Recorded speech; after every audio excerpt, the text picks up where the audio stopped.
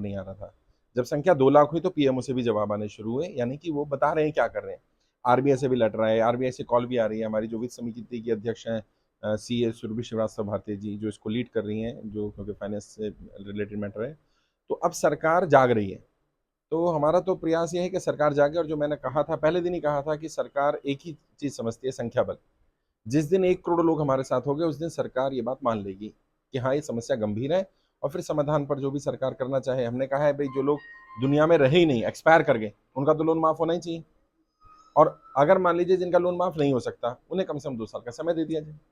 हम लोग बैंक से लोन लेते हैं, जी। तो बैंक में हम लोग पैसा भी जमा करते हैं। हाँ। जब बैंक बाध्य है कि हमारे पैसे का ब्याज देने के लिए, हाँ। तो क्या बैंक का दायित्व नहीं बनता कि वो हमसे पैसा वसूले? नहीं नहीं, बिल्कुल दायित्व बनता है। तो मैंने कब कहा कि बैंक को पैसा ना दिया जाए? लेकिन क्या बैंक का दायित्व बनता है गाली गलौज करें? क्या बैंक का दायित्व बनता है बदतमीजी करे? क्या बैंक का दायित्व बनता है कि अगर छोटे छोटे बच्चे हैं और व्यक्ति एक्सपायर कर गया तो बच्चों को घर से निकाल दें? ये दायित्व बनता है? ये तो कहीं का भी कानून नहीं है ना कि आप, जो व्यक्ति दुनिया में नहीं रहा, मान लीजिए किसी ने लोन लिया घर के लिए। मैं भी महाराष्ट्र गया, छोटे बच्चे हैं, 3 साल की बच्ची है और वाइफ है, उसकी वाइफ हाउस वाइफ थी, क्योंकि हस्बैंड कमाते थे, ज्यादातर हमारे समाज में ऐसे ही होता है। हस्बैंड एक्सपायर कर गया, अब उसको कोई नौकरी मिली है 5-7 हज़ार रुपये, ये तो जैसे तैसे अपना घर चला रही है।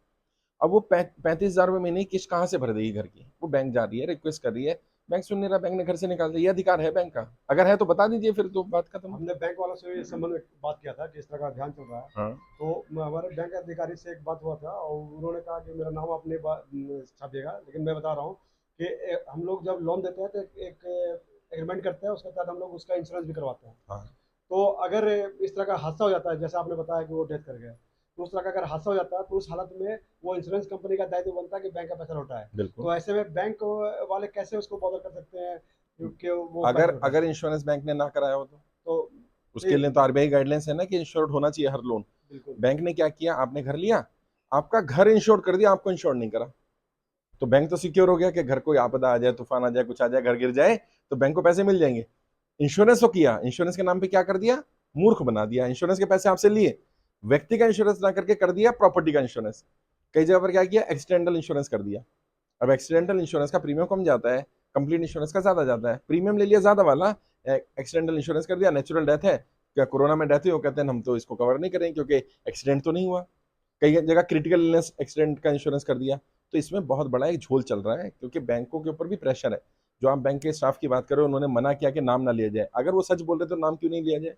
क्योंकि उन्हें भी पता है, मैं बता रहा हूँ, क्योंकि उन्हें पता है मेरी बैंकरों से दुश्मनी नहीं है। बहुत सारे बैंकर्स मेरे साथ हैं, एक्स बैंकर मेरे साथ हैं, आरबीआई के बहुत सारे ऑफिसर मेरे साथ हैं। वो कहते हैं आपका मुद्दा बिल्कुल सही है, लेकिन बैंकों के स्टाफ के ऊपर भी प्रेशर है कि आप इंश्योरेंस करिए, कोई सा भी कर दीजिए।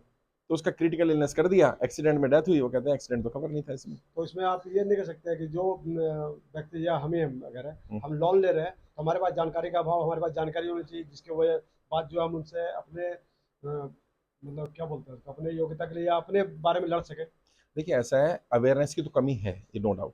लेकिन ये जिम्मेदारी किसकी बनती है? दायित्व तो मेरा है, आपका नहीं है। मेरा काम थोड़ी है जो मैं कर रहा हूँ, ये तो सरकार का काम है।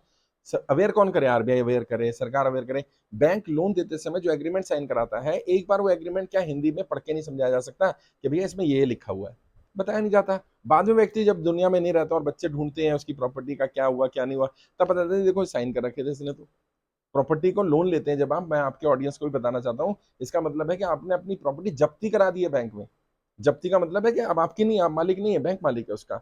ये बात अगर लोगों को पता चले, जैसे गारंटर एक्ट है, आपने गारंटी ली मेरी, तो आप पता है क्या कह रहे हो? आप कह रहे हो कि मैं लोन नहीं दूंगा तो आप चुका देंगे। अगर किसी को ये पता चल जाए गारंटी एक्ट में कि गारंटर को पैसे देने पड़ेंगे, तो कोई गारंटी ना ले किसी की। अब कई लोगों ने, सरकारी एम्प्लॉई हैं, उन्होंने गारंटी ले ली किसी की, अब वो व्यक्ति डिफॉल्ट कर गया, अब उस गारंटर के अकाउंट से पैसे काट रहे हो, क्योंकि एग्रीमेंट साइन हुआ हुआ, एग्रीमेंट में तो लिखा है, आरबीआई गाइडलाइंस है, गारंटर का मतलब ये पैसे नहीं देंगे तो मैं दे दूंगा। क्या रीजन है कि बड़े उद्योगपतियों का जो लोन माफ हो जाता है और आम आदमी जो इस चक्कर में पीछे रहते हैं? इसके ये बारे बात, में कुछ डिटेल दें। देखिए आप पत्रकार हैं, आप मुझसे ज्यादा बेहतर जानते हैं। सरकार को चलाने के लिए या सरकार में आने के लिए पार्टियों को पैसा चाहिए। पैसा आम जनता तो दे नहीं सकती, आम जनता की तो लिमिटेशन है ना, वो अपना घर चलाएगी कि देश चलाने के लिए, पार्टी चलाने के लिए पैसा देगी? पैसा देते हैं बड़े बड़े उद्योगपति। वो उद्योगपतियों को पैसा देने के बाद कुछ तो राहत मिलनी चाहिए ना भाई, मैं, आप मेरी मदद कर रहे हैं। तो एक गिव एंड टेक सिस्टम चलता है राजनीति में कि भाई आपने मेरी मदद करी तो मैं आपकी मदद कर दूंगा। तो जो आजकल आप जैसे जो स्वतंत्र पत्रकार हैं या यूट्यूबर्स हैं, वो तो हमारी बात बता भी रहे हैं। मेन स्ट्रीम मीडिया तो इस पर बात ही नहीं कर रहा। जंतर मंतर पर जी न्यूज वाला आया, उसने मेरा इंटरव्यू लिया और उसने बाइट नहीं चलाई। हमने उसको पत्रकार को फोन किया, मैंने भैया आपने इंटरव्यू लिया था, बाइट नहीं चलाई, हमारे पास रिकॉर्डिंग है क्योंकि हम जो भी इंटरव्यू लेते हैं रिकॉर्ड कराते हैं ताकि हमारे पास ही रिकॉर्ड है। अब उसने बाइट नहीं चलाई तो कहता है सर वो ऊपर से ना प्रेशर था कि ये वाला मुद्दा उठाना नहीं है।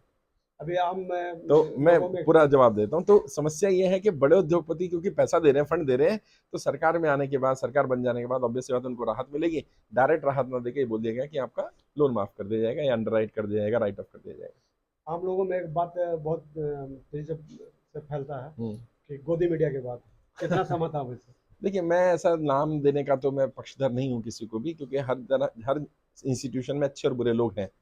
राजनीति में सब खराब नहीं है, मीडिया में सब खराब नहीं है, लेकिन हाँ सत्ता पक्ष की तरफ झुकाव अगर होगा। मीडिया का काम क्या है, आपने भी जर्नलिज्म किया होगा तो उसमें सिखाया जाता है मीडिया का रोल वॉच डॉग का है। वॉच डॉग मतलब रखवाली करने वाले एक वफादार कुत्ते का है जो वफादारी करे देश के साथ, और वो भौंके जब चोरी करे। अब मान लीजिए आपका कुत्ता आपने घर में पाला और वो चोर पर भौंकने की बजाय आप पर भौंकने लग जाए, तो इसका मतलब तो ये है कि उसको हड्डी दे दी गई है, उसको सेट कर दिया गया। आप तो वो ये मीडिया इस तरह से कर रहा है कहीं काम। ना कहीं ये तो नहीं है कि जैसे कॉर्पोरेट घराने वाले जो मीडिया हाउस में जब से आए हैं तब से इस तरह देखिए वो तो प्रेशर और रहेगा, पैसे वाला ही मीडिया हाउस चला सकता है। आप भी जानते हैं, आप एक यूट्यूबर हैं या एक छोटा इंस्टीट्यूशन चलाते हैं तो कितना पैसा लगता है, कितना खर्चा होता है। तो एक बड़ा इंस्टीट्यूशन चलाने के लिए जहाँ हजारों करोड़ रुपए से कम की इन्वेस्टमेंट नहीं है, तो आम इंसान तो कर ही नहीं सकता था मीडिया का। तो मैं समझता हूँ कि मीडिया का जो प्राइवेटाइजेशन हुआ वो एक बड़ा रीजन बना, क्योंकि प्राइवेट प्लेयर को हैंडल करना आसान है। बट समस्या है कि अगर सरकारी मीडिया हो तो वो तो था ही एक तरफा, तो जनता के पास कोई विकल्प नहीं है। आजकल ज़माने में सोशल मीडिया एक विकल्प है। मीडिया पर तो मतलब कुछ नहीं कर सकते, वो कॉर्पोरेट है, वो पैसा कमाने आया है। जो पैसा देगा, अभी देखिए ना मीडिया का सुर बदल रहा है। क्यों बदल रहा है? क्योंकि उनको लग रहा है शायद सत्ता जा सकती है या सरकारें बदली हैं कई राज्यों में, तो सुर बदलने लग गए। तो ये तो किसी के सगे नहीं है, जिनकी सत्ता में बैठे उनके भी सगे नहीं है।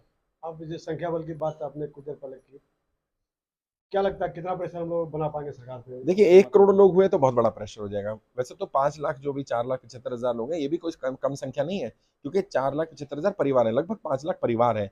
और एक परिवार में अमूमन 4-5 लाख लोग होते हैं, तो मतलब से 25 लाख 25 लाख लोग हैं। और हर परिवार कम से कम 10 परिवारों से टच में रहता ही है, चाचा ताऊ ये वो रिश्तेदारी। तो सोचिए कितने परिवारों तक हम पहुंच रहे हैं।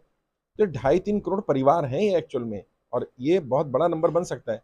लेकिन फिर भी मैं मानता हूँ अगर 1 करोड़ लोग या 1 करोड़ परिवार जुड़ गए तो वो सरकार को गिरा भी सकते हैं और सरकार बना भी सकते हैं, और ये बात नेता जानते हैं। और बीइंग ए पॉलिटिकल ट्रेनर मैं जानता हूँ कि नेताओं की नब्ज एक ही है।